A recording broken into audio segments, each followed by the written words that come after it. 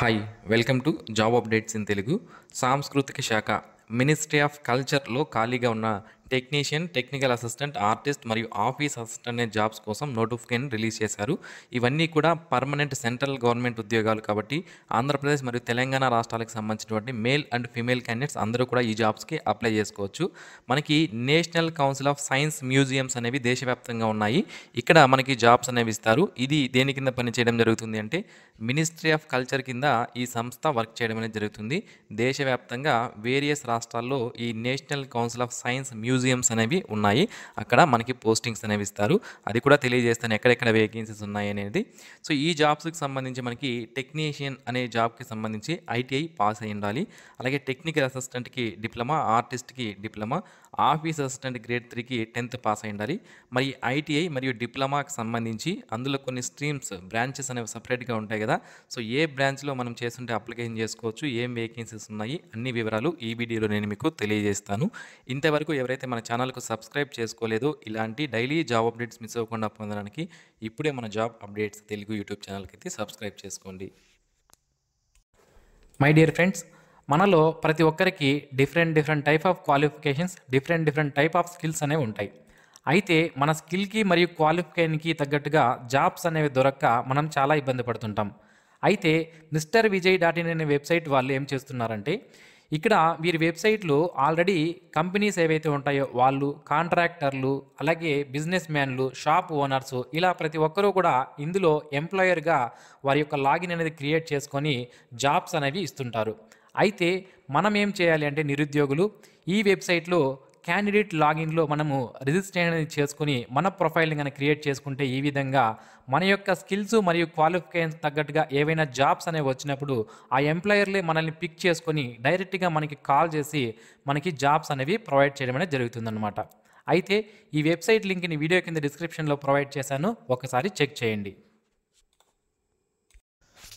Dear friends, ఇది మనకి national council of science museums నుంచి అఫీషియల్గా విడుదలైనటువంటి నోటిఫికేషన్. ఈ national council of science museums అనేవి మనకి ministry of culture, government of India కింద వర్క్ చేయడం జరుగుతుంది. ఒక అటానమస్ స్పెసిఫైడ్ ఆర్గనైజేషన్ ఇది. అంటే మనకి అటానమస్ అంటే ఏంటి అంటే దీనిపైన వేరే ఎవరు కూడా అజమాయిషీ అనేది చేయరన్నమాట. ఓన్గా వీళ్ళే నిర్ణయాలు తీసుకునే అవకాశం అయితే ఉంటుంది. కాబట్టి మనకి జాబ్ పైన ఎక్కువ ప్రెజర్ అనేది ఉండదన్నమాట. పొలిటికల్ ప్రెజర్ కానీ, పీపుల్ ప్రెజర్ కానీ ఇలాంటివి ఏవి మనకి అటానమస్ అనే దానిపైన ఉండవు, కొద్ది తక్కువ ఉంటుంది. ఇక ఈ జాబ్స్కి చూసుకుంటే మనకి టెక్నీషియన్ ఏ 13 వేకెన్సీస్ ఉన్నాయి. ఇందులో ఫిట్టర్ 5, కార్పెంటర్ 6, ఎలక్ట్రానిక్స్ సంబంధించి 1, ఎలక్ట్రికల్ సంబంధించి 1 వేకెన్సీ ఉంది. నెక్స్ట్ టెక్నికల్ అసిస్టెంట్ సంబంధించి 9 ఉన్నాయి. ఎలక్ట్రానిక్స్ సంబంధించి 1, computer 2, electrical 2, mechanical 2, civil 2 vacancies ఉన్నాయి. నెక్స్ట్ ఆర్టిస్ట్ ఏకి సంబంధించి 2 వేకెన్సీస్ ఉన్నాయి. అలాగే ఆఫీస్ అసిస్టెంట్ గ్రేడ్ 3కి సంబంధించి 6 వేకెన్సీస్ ఇవ్వడం జరిగింది. ఇక్కడ యూనిట్స్ అంటే ఎక్కడ పోస్టింగ్స్ ఇస్తారు అనేది మనకి ఇక్కడ క్లియర్గా మెన్షన్ చేశారు. ఒకసారి మనం చూడవచ్చు. కేటగిరీకి సంబంధించి అంటే ఏ పోస్టులు ఏ కేటగిరీ అంటే మనకి ఇక్కడ క్యాస్ట్స్ అనుకోండి. So unreserved, economically weaker section, OBC, SC, ST ఎవరికి ఎక్కడ పోస్టులు రిజర్వేషన్ చేయబడి ఉన్నాయనేది మనకి ఇక్కడ క్లియర్గా మెన్షన్ చేయడం అనేది జరిగింది. మీ క్యాస్ట్కి సంబంధించి ఎక్కడ వేకెన్సీస్ ఉన్నాయనేది మీరు చూసుకొని అక్కడ అప్లికేషన్ చేసుకునే అవకాశం అయితే ఉంటుందన్నమాట. ఇక ఈ జాబ్స్కి సంబంధించి మనకి ఫస్ట్ వేకెన్సీ వచ్చి టెక్నీషియన్ ఏకి సంబంధించి ఇక్కడ central research and training lab కోల్కతాలో ఉంటుంది. ఇది ఇక్కడ 8 వేకెన్సీస్ ఉన్నాయి. సైన్స్ సిటీ కోల్కతాలో 2 వేకెన్సీస్ ఉన్నాయి. రీజనల్ సైన్స్ సెంటర్ భువనేశ్వర్లో 3 వేకెన్సీస్ ఉన్నాయి. మీకు ఇక్కడ చాలామంది ఇప్పుడు ఈ వేరే రాష్ట్రం అనగానే ఇవి అప్లై చేయకుండా వెళ్ళిపోతుంటారు. సో ఇదేంటి సెంట్రల్ గవర్నమెంట్కి సంబంధించినటువంటి జాబ్స్ అన్నమాట. ఖచ్చితంగా వేరే రాష్ట్రాల్లోనే ఉంటాయి. చాలా తక్కువ నోటిఫికేషన్స్ మాత్రమే మన రాష్ట్రాల్లో, హైదరాబాద్లో ఉన్నటువంటి హెచ్ఏఎల్ కానివ్వండి, డిఆర్డిఓ కానివ్వండి, ఆంధ్రప్రదేశ్లో మనకి శ్రీహరికోట కానివ్వండి, ఇలాంటి కొన్ని చోట్ల మాత్రమే మనకి ఈ సెంట్రల్ గవర్నమెంట్కి సంబంధించినటువంటి యూనిట్స్ అనేవి ఆంధ్ర మరియు తెలంగాణలో ఉన్నాయి. సో మిగిలినవన్నీ వేరే వేరే రాష్ట్రాల్లో ఉంటాయి. కాబట్టి తప్పదు, మనకి జాబ్ కావాలంటే అక్కడికి వెళ్ళి వర్క్ చేయాల్సి ఉంటుంది. అందులోనూ ఇవి పర్మనెంట్ సెంట్రల్ గవర్నమెంట్ జాబ్స్ కాబట్టి ఫ్యూచర్లో మంచి ప్రమోషన్స్ కూడా ఉంటాయి. మీరు వెళ్ళి జాయిన్ అవ్వచ్చు. సో మీకు ఇంట్రెస్ట్ ఉంటే జాయిన్ అవ్వండి. ఓకే. సో అయితే మనకి ఈ జాబ్స్కి సంబంధించి శాలరీ చూసుకున్నట్లయితే టెక్నీషియన్ ఏకి సంబంధించి 38,908 రూపాయలు పర్ మంత్ శాలరీ అనేది ఉంటుంది. ఓకే. సో భువనేశ్వర్లో అయితే 36,000 రూపాయలు ఇస్తారు. క్వాలిఫికేషన్ విషయానికి వస్తే 10th తర్వాత ఐటీఐ అనేది పాస్ అయి ఉండాలి. ఐటీఐ అనేది 2 years డ్యూరేషన్లో పాస్ అయి ఉండాలని మాకు ఇక్కడ ఇవ్వడం జరిగింది. ఐటీఐ దేంట్లో పాస్ అయి ఉండాలంటే ఫిట్టర్, కార్పెంటర్, ఎలక్ట్రానిక్స్, ఎలక్ట్రికల్లో ఐటీఐ అనేది పాస్ అయి ఉండాలన్నమాట. ఏజ్ లిమిట్ విషయానికి వస్తే 35 ఇయర్స్ వరకు ఉన్నటువంటి అభ్యర్థులు అప్లై అనేది చేసుకోవచ్చు. ఇక టెక్నికల్ అసిస్టెంట్ 9 వేకెన్సీస్ ఉన్నాయి. Central research and training lab కోల్కతాలో 2, national council of science museum head quarters కోల్కతాలో 3, సైన్స్ సిటీ కోల్కతాలో 3, రీజనల్ సైన్స్ సెంటర్ భువనేశ్వర్లో 1 వేకెన్సీ ఇవ్వడం జరిగింది. ఈ జాబ్స్కి సంబంధించి శాలరీ అనేది మనకి 59,600 పర్ మంత్ అనేది ఇవ్వడం జరుగుతుంది. ఇక ఈ జాబ్స్కి సంబంధించి టెక్నికల్ అసిస్టెంట్ ఎలక్ట్రికల్కి సంబంధించి డిప్లొమా ఇన్ ఎలక్ట్రికల్ ఇంజనీరింగ్ చేసిన వాళ్ళు, టెక్నికల్ అసిస్టెంట్ ఏ కంప్యూటర్ సైన్స్ సంబంధించి డిప్లొమా ఇన్ కంప్యూటర్ సైన్స్ చేసిన వాళ్ళు, టెక్నికల్ అసిస్టెంట్ ఏ మెకానికల్ సంబంధించి డిప్లొమాలో మెకానికల్ ఇంజనీరింగ్ చేసిన వాళ్ళు, టెక్నికల్ అసిస్టెంట్ సివిల్ అయితే సివిల్ ఇంజనీరింగ్ చేసిన వాళ్ళు, టెక్నికల్ అసిస్టెంట్ ఎలక్ట్రానిక్స్ అయితే డిప్లొమాలో ఎలక్ట్రానిక్స్ ఇంజనీరింగ్ చేసిన వాళ్ళు అప్లై చేయవచ్చు. ఏజ్ లిమిట్ అనేది 35 ఇయర్స్ వరకు ఉన్నటువంటి అభ్యర్థులు అప్లై చేయవచ్చు. సో నెక్స్ట్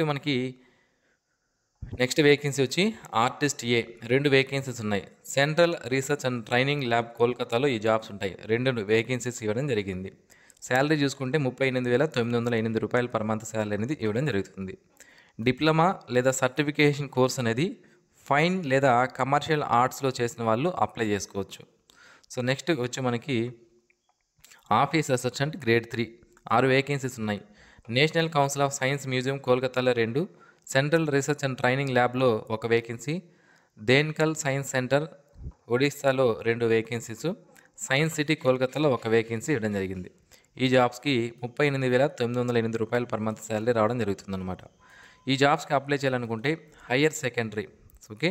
సో మనకి ఇంటర్మీడియట్ పాస్ అయినటువంటి అభ్యర్థులు ఈ జాబ్స్కి అప్లై చేసుకోవచ్చు. అలాగే 35 words per minute English typing కానీ లేదా 30 words per minute Hindi typing కానీ చేయగలిగిన వాళ్ళు అప్లై చేసుకునే అవకాశం అయితే ఉంటుంది. తప్పనిసరిగా వీళ్ళు ఈ టైపింగ్ వచ్చినట్లు గవర్నమెంట్ రికాగ్నైజ్డ్ ఇన్స్టిట్యూట్ నుంచి సర్టిఫికేట్ కూడా ఉండాలన్నమాట. టైపింగ్ వచ్చినట్లు చాలా జాబ్స్కి అయితే మనకి టైపింగ్ సర్టిఫికేట్ అడగరు, స్కిల్ టెస్ట్ కండక్ట్ చేస్తారు. బట్ ఇక్కడ మనకి టైపింగ్ సర్టిఫికేట్ అనేది తప్పనిసరిగా అడుగుతున్నారు. అది ఉంటే మాత్రమే అప్లై చేసుకోవాల్సి ఉంటుంది. అది మీరు గమనించాలి. చూడండి, candidate should not apply for the post if he or she does not possess the required certificate. Okay, certificate ఉంటేనే మనము అప్లై చేసుకోవడానికి అవకాశం ఉంటుంది. 25 ఇయర్స్ వరకు ఉన్నటువంటి అభ్యర్థులు ఈ జాబ్కి అప్లై చేయవచ్చు.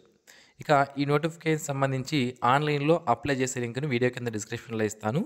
885 రూపాయల మనకి ఫీజు అనేది పే చేయాల్సి ఉంటుంది. అయితే women candidates, SC candidates, ST candidates, person with disability and ex servicemen candidates ఎవరైతే ఉంటారో వీళ్ళకి ఫీజు నుంచి ఎగ్జామ్షన్ అనేది ఇవ్వడం జరిగింది. మిగిలిన వాళ్ళందరూ 885 రూపాయల ఫీజు అనేది పే చేయాలి. ఆన్లైన్లో అప్లై చేసుకోవడానికి లాస్ట్ డేట్ వచ్చి 23/5/2025 లోపు అప్లై చేయాలి. ఆన్లైన్ అప్లికేషన్స్ అనేవి మనకి ఆల్రెడీ స్టార్ట్ అయ్యాయి.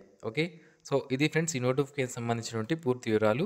ఆన్లైన్లో అప్లై చేసే లింక్ని వీడియో కింద డిస్క్రిప్షన్లో ఇస్తాను. అలాగే అఫీషియల్ నోటిఫికేషన్ పీడిఎఫ్ లింక్ని కూడా వీడియో కింద డిస్క్రిప్షన్లో నేను మీకు ప్రొవైడ్ చేయడం జరుగుతుంది. అఫీషియల్ వెబ్సైట్ లింక్ని కూడా ఇస్తాను. ఓకే, సో ఈ వీడియో మీకు నచ్చినట్లయితే లైక్ చేయండి. మన వాట్సాప్ గ్రూప్ లింక్ని వీడియో కింద డిస్క్రిప్షన్లో ప్రొవైడ్ చేశాను. డైలీ జాబ్ అప్డేట్స్ అందులో పొందడానికి మన వాట్సాప్ గ్రూప్లో కూడా జాయిన్ అవ్వండి. And thanks for watching this video. Have a nice day friends.